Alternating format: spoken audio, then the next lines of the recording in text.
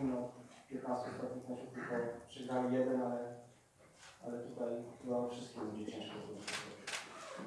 Jeśli jedną rzeczą są zawsze rankingi, miejsca, ale myślę, że nie do końca odpowiada to na dzień dzisiejszy poziomowi jakości drużyny macedonii.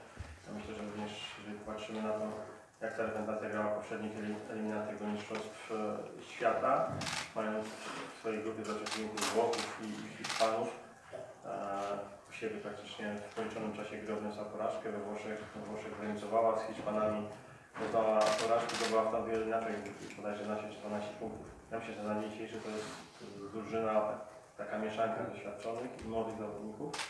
Bardzo, bardzo niewygodna do gry, w szczególności na swoim terenie, żebyśmy jesteśmy świadomi tego, że w dniu wcześniej czeka nas bardzo trudne spotkanie. Z drużyną, która dodatkowo na własnym terenie jest zdecydowanie bardziej nieobliczalna. Potrebujeme napraviti sporedno među reprezentacijama Makedonije i Avstrija u odnosu na kvalitetu tih naslova. Što može da kaže Hrvatska sutra?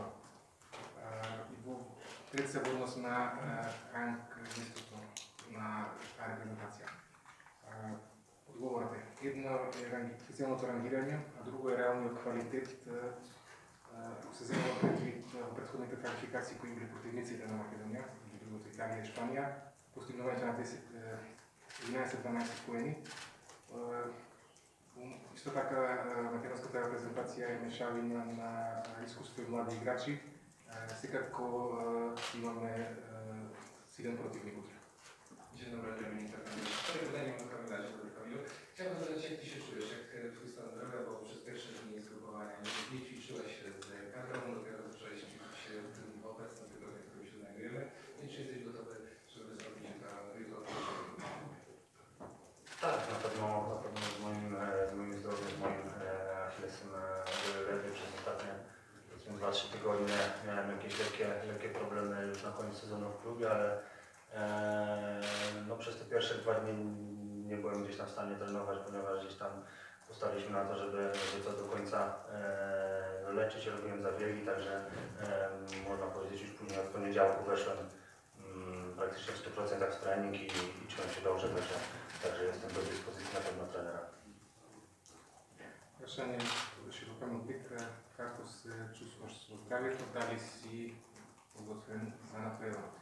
В моментот здравјето ми е окей, имав мали здравствени проблеми, првите денови не тренирав, но од понеделник сум 100% на располагање на репрезентација.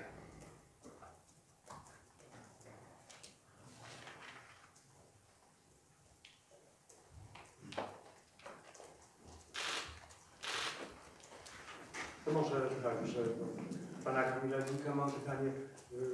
Pan pewnie lubi grać w upale, w cieple, będzie bardzo ciepło, ale proszę powiedzieć, czy o kolegach z reprezentacji są tacy, którzy zdecydowanie wolą, czy tacy, którzy wolą, jak temperatura jest chłodniejsza? Ja myślę, że każdy raczej woli, jak jest taka umiarkowana pogoda do gry, gdzieś około okolicy 20 stopni, natomiast no, na to absolutnie nikt z nas nie ma wpływu i trzeba się, każdy z nas musi się dostosować do danych warunków, jakie spotykamy w danym kraju, czy w danym mieście, w danym klubie, jak gramy. Także tutaj akurat dobrze, na to nie mamy wpływu, ale na pewno są lepsze warunki do grania w piłkę, jak powiedziałem, na pewno temperatura w okolicach 20 stopni jest taką idealną, ale to tak jak powiedziałem, na to nie mamy absolutnie wpływu. Прашање тоа ще го правим пик, што знам, сакаш да играш на топло време, жештина. Дали има други полски играчи кои сакаат таква температура? Одговорот е мнозинството сака умерена температура, игра на умерена температура до околу 20 степени, но никој не може да влијае на тоа. Секој треба да се приспособи на дадените услови. Сигурно има по-добри услови, како што кажав, идеалните би биле 20 степени.